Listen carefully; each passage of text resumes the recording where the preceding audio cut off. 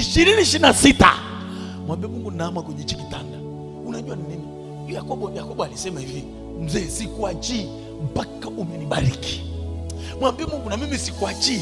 Hichi unachosema kipo kwa ajili yetu 2026 mpaka umekiachia, mpaka kiwa halisi.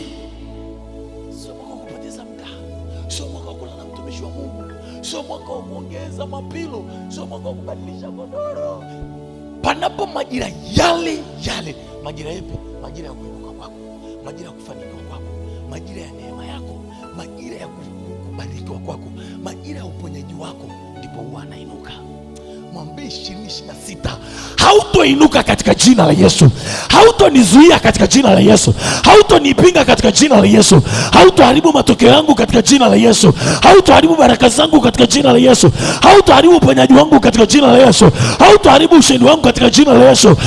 Adui unainukaga kila mwaka, ninakutangazia 2026 hautonizuia, hautonipinga, hautoniharibia chochote katika jina la Yesu. Majira yangu hautaingia humo, hautajipenyeza huko kwa jina la Yesu. Kwa damu ya Yesu Kristo ninatangaza leo, adui 2026 hautonizuia, hautonizuia. Hadi magonjwa, hadi madeni, hadi roho yote, hadi kukatizwa, hadi aibu, yakatapaladi.